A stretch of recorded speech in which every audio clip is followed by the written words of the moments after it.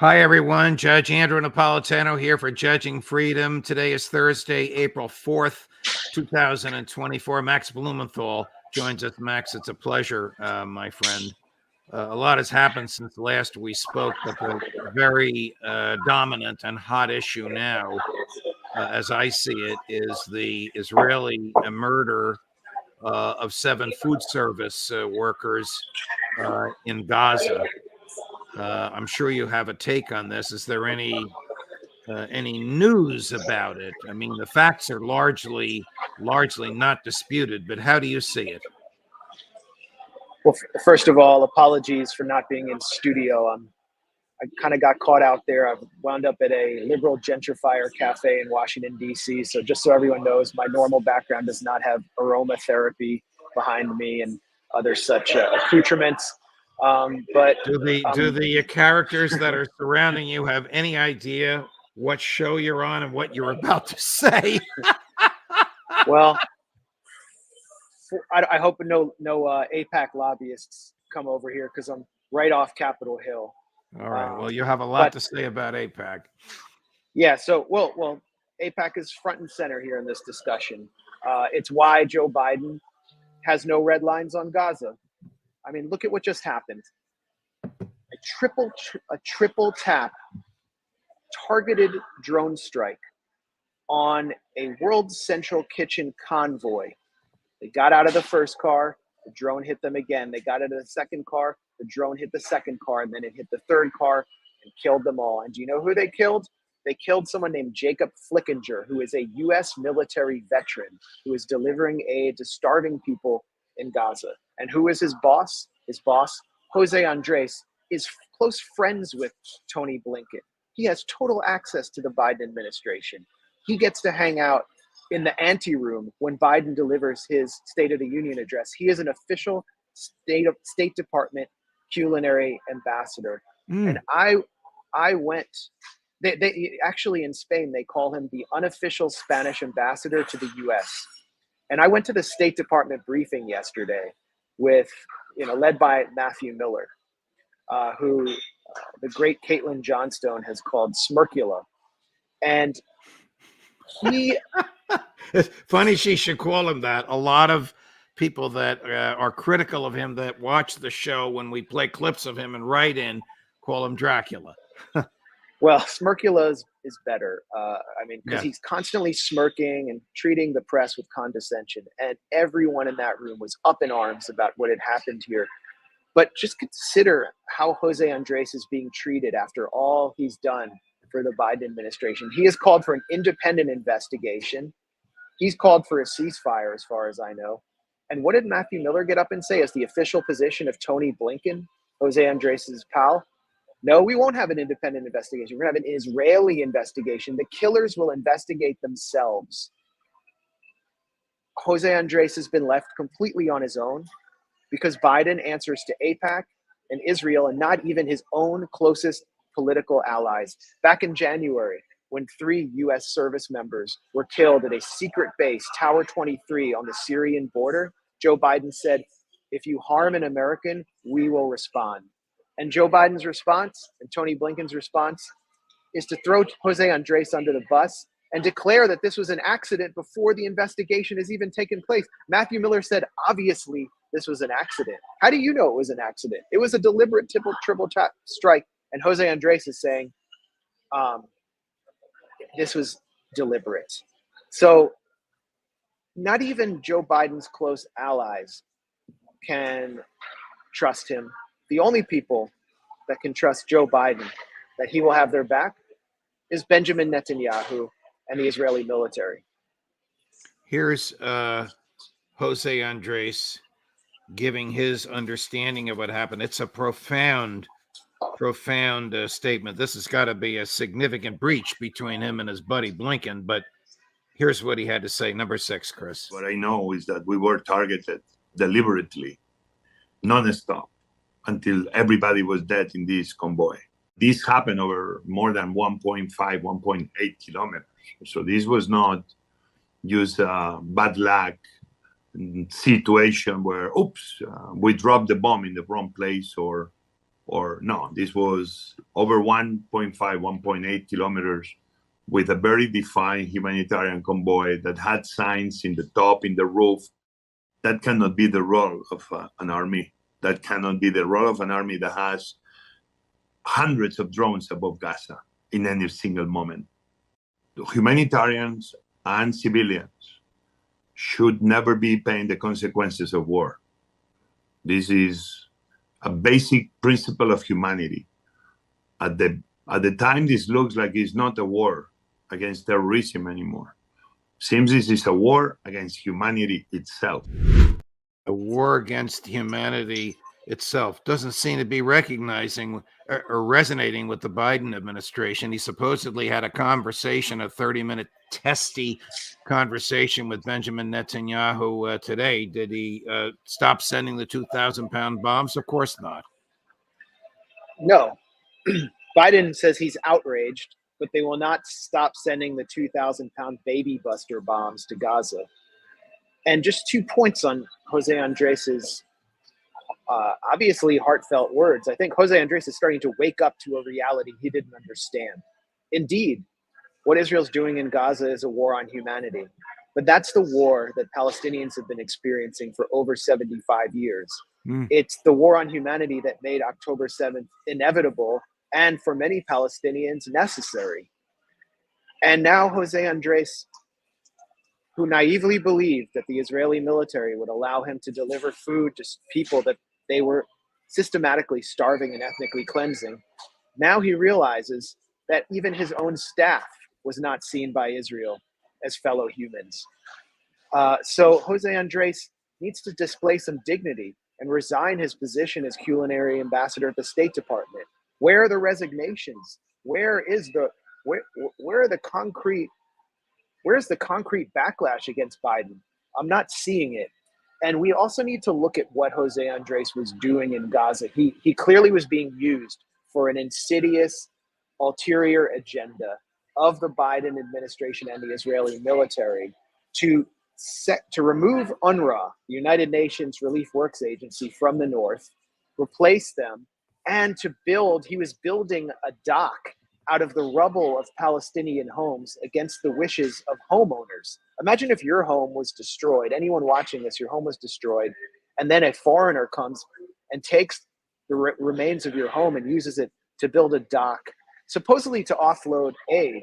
But this dock was located right around the same corridor that Israel's building to section the north off from the rest of Gaza in order to ethnically cleanse the northern population, and the same area where Biden is planning his dubious and clearly disastrous army aid pier, which we should talk about here. So Jose Andres was being used all along, and Israel just pulled his card because they couldn't have any aid going in there. Everybody has to starve.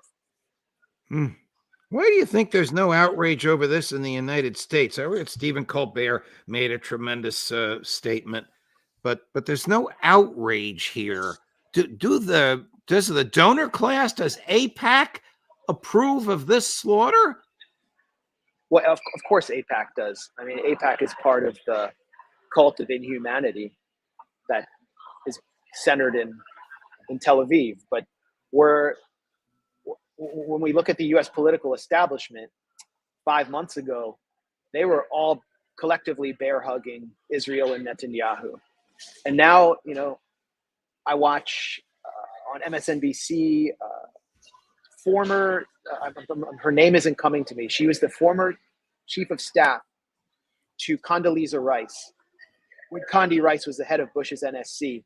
And she was demanding that Biden stop issuing leaking fake outrage statements and actually start suspending aid to Israel. This is remarkable. Morning Joe today, Joe Scarborough, one of the biggest cheerleaders for Israel's genocide, lit into an Israeli minister. Of course, he was doing so on behalf of the Biden administration. He wasn't really interrogating the real crimes of this war, but you can actually see a backlash within the establishment, which is building, and Biden isn't able to answer it because he's running for re-election and he wants the money from top donors like Haim Saban, the Hollywood mogul who said, I'm a one-issue guy and my issue is Israel. That's And really what this is about. And nobody cares that one of Jose Andres' people was an American and a veteran. Jacob Flickinger. This is a figure who should inspire the anger and indignation of every U.S. service member, especially the active duty U.S. service members who are stationed abroad. 3 of them have already been killed in retaliation to U.S. backing for Israel's genocide at a secret base in Syria, and more will be killed. It is so clear to me that U.S. service members are in danger because of the Biden administration's fealty to Israel, its impotence and refusal to deter Israeli aggression. If they're not going to set a red line over Israel's deliberate killing of Jacob Flickinger, then what's going to happen to the Americans who are going to be in and around Gaza for this weird Army aid peer project? Now, 8 experts, including former Marine Corps high-ranking officers, have gone to the Washington Post, to their military reporter, Dan Lamothe, and said, American lives are in danger with this Gaza aid port. But they think they're in danger because Hamas or another faction will attack them. And it's possible. I mean, why wouldn't Hamas want to do that given the American role in this catastrophic assault on Gaza? But there's another scenario I could see playing out, a perfect opportunity for Israel through its Shin Bet or the Israeli military intelligence to lay an IED down, use a collaborator faction in Gaza to stage a false flag attack on US troops, then blame it on Iran, because as we can clearly see, they are trying to drag the US into a regional conflagration with Iran. It's a perfect opportunity for Netanyahu, and every American diplomat in the Middle East, every serviceman right now is under threat, and they're being told, you must die for Israel. All right, before we get to Iran, are there American troops on the ground, either in uniform or out of uniform, in Israel, helping the genocide? There was a photograph published on October 10th by the Biden White House in an act of sheer diplomatic idiocy, showing Biden meeting with members of the Delta forces, showing their faces inside Israel, they were wearing their battle dress uniform. They were armed. What were they doing there? We still don't know. The Biden administration deleted those posts. They are not supposed to show the faces of those those special forces members. And there are Americans operating within the Israeli military in Gaza who just happen to be Jewish. There are also American hostages in Gaza who are serving with the Israeli military, and the State Department is really keeping mum about them. And what happens when those American service members are injured or killed? Will we not even know about that, Max? We don't know. We don't know much about what's happening. What we do know through the Wall Street Journal is that the CIA and the NSA are involved in unprecedented intelligence sharing with Israel. And this likely involves targeting, including targeting of what Israel deems high-profile Hamas targets. But Israel deems everyone in Hamas a target, including a guy who's a plumber who happens to work for, I don't know, the Ministry of Health, or a doctor. You know, they have this targeting program called Lavender, which is an AI targeting program which generates more targets than are possible to strike. According to the Israeli 972 magazine, it generated on October 8th 36,000 targets in Gaza. And as a part of that program, they have an aspect called Where's Daddy, which locates anyone they want to kill in their home at night and kills them with their entire families, which is why we see so many families being wiped from the civil record. Now, the question is, number one, is U.S. intelligence assisting with a program or targeting like this and making itself deeply, deeply invested in this genocide? And number two, who's providing the server to that program? Only Amazon has the cloud space. I mean, Amazon is one of the few server providers that has the cloud space for a program like that. That's why it's providing the cloud to the Pentagon and has competed for contracts with the CIA. So We don't even know how deep America is involved in this genocide, but we're going to find out.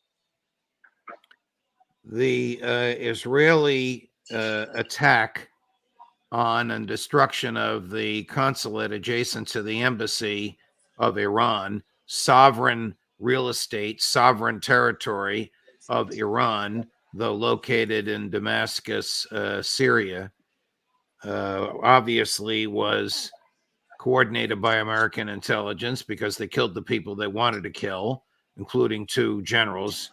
The death toll is up to 54 at the last number that I got last night. What does Israel hope to prove with this?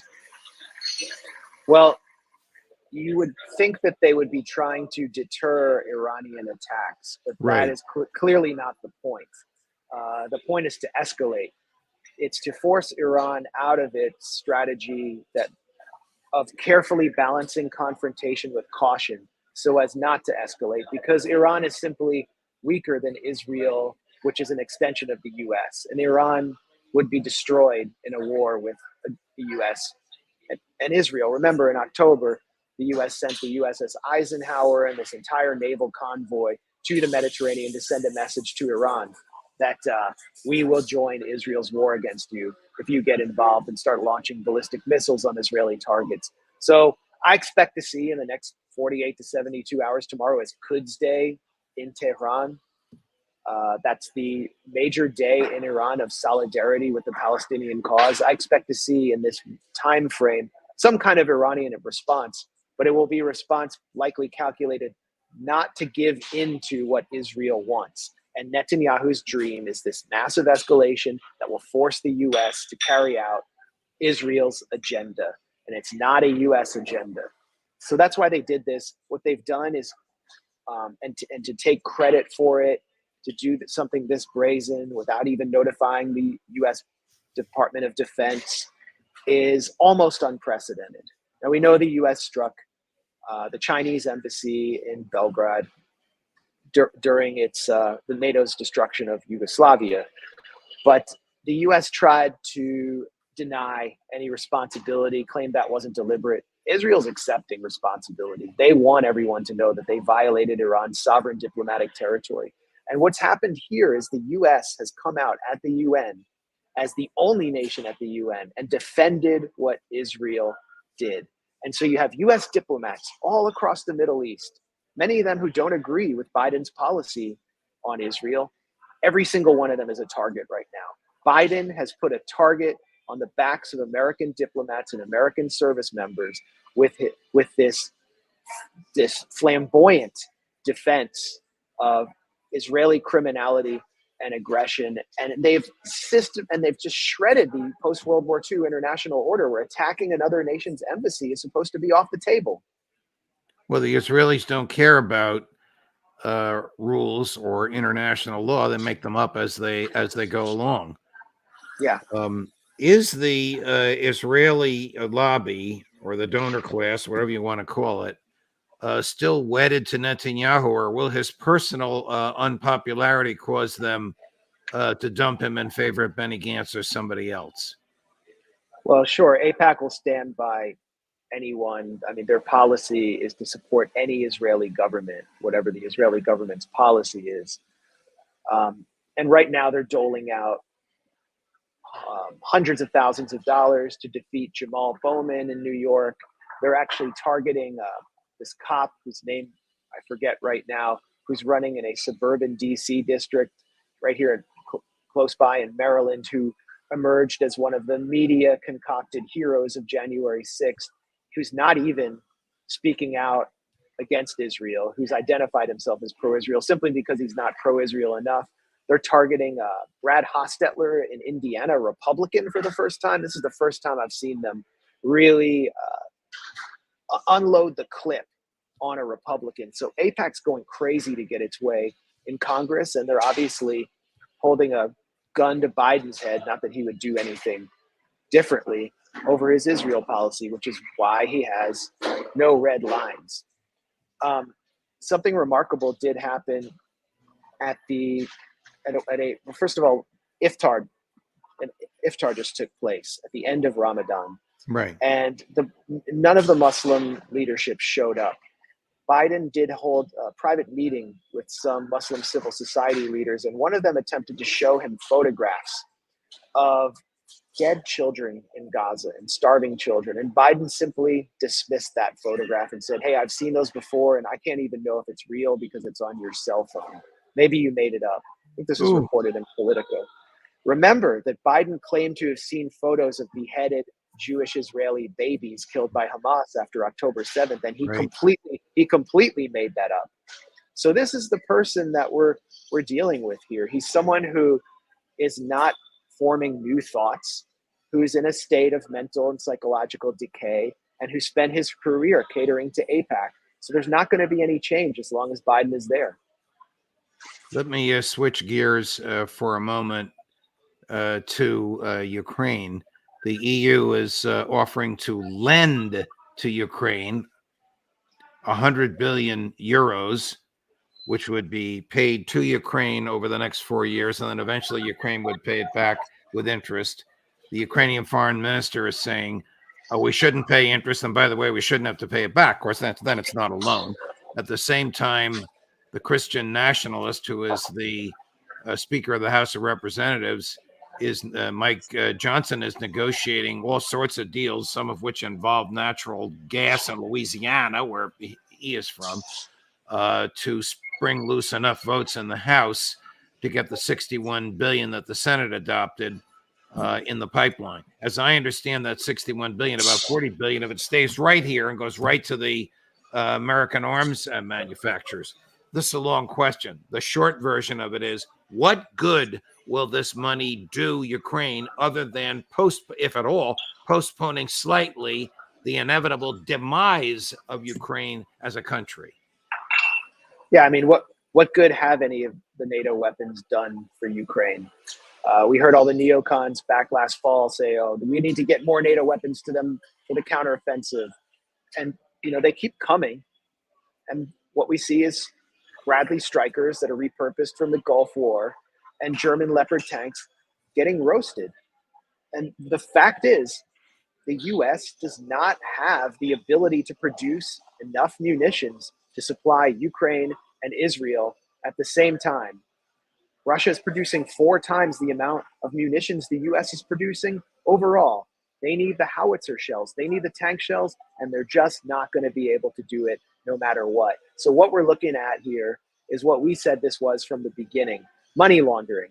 And Victoria Nuland, the coup czar, who was Assistant Secretary of State before she retired and went to Columbia SIPA, the School of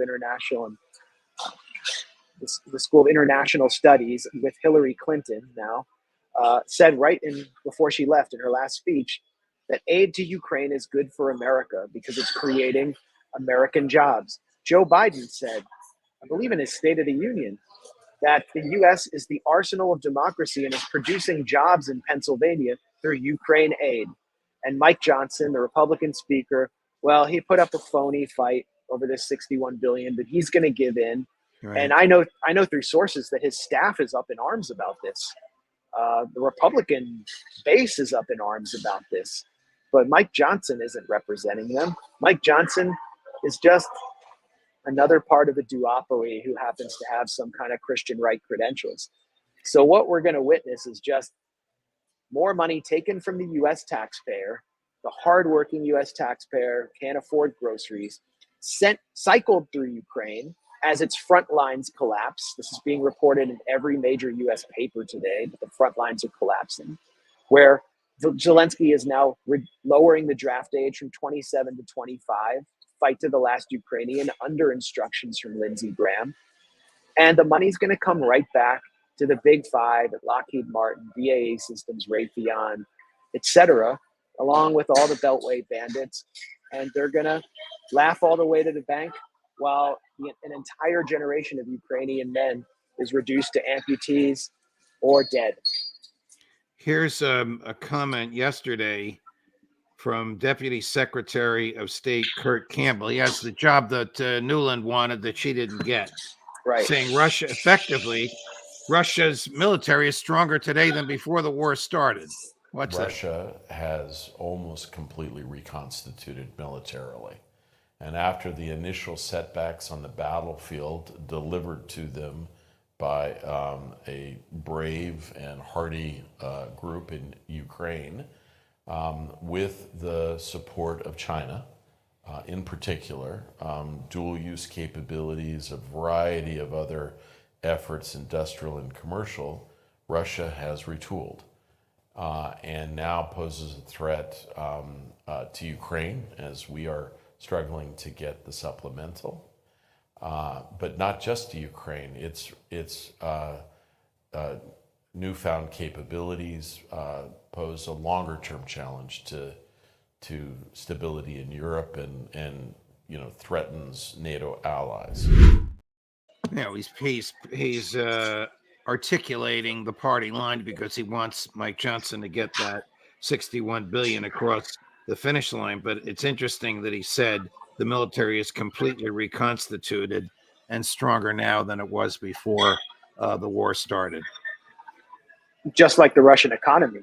Yeah, the Russian economy is significantly stronger, and they've demonstrated they can do it without the West. Of course, Britain wants to steal 300 billion that's in American and British banks from I don't know if it's the Russian government or Russian businesses, but whoever it is, they want to steal it, confiscate it, and give it to Ukraine. I don't know how far that's going to go. There'd be very serious due process issues with that. Who knows if a judge would intervene? How much longer can Ukraine last? Whether the 61 billion is passed, whether they accept this crazy, insane 100 billion euro loan or not. Well, that's the $61 billion question. I mean, what Russia's demonstrated here is that it can break the rules-based order that the Biden administration has put forward as its model for American imperium, American hegemony. And the rules-based order is based on sanctions, that the US can make the rules, and if you don't follow the orders, they will bring your economy to shambles, which is what they did to Venezuela when the Bank of England stole something like 30 billion in Venezuelan gold. This was sort of a model for what they're trying to do to Russia. But Russia has enormous domestic production capacity. They're highly technologically sophisticated. Through their partnership with China, they're able to replace some imports from the West. And they are the breadbasket of Europe. This is not a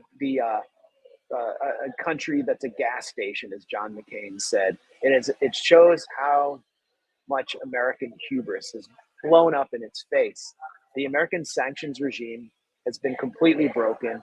Kurt Campbell is reading the writing on the wall. And Kurt Campbell was placed there because he is a China specialist. He's a China hawk. Victoria Nuland was the one obsessed with Ukraine and bringing down Russia. And so what we're witnessing just with Kurt Campbell's sheer physical presence there as Assistant Secretary of State is another pivot to Asia after this war is declared a defeat. What will defeat mean, Judge? It could mean a rump state in Western Ukraine, the hyper-nationalistic rump state in Western Ukraine with a Nazi-like government after Zelensky's dragged out kicking and screaming, maybe sent back to Miami to be some kind of pseudo-celebrity in the U.S.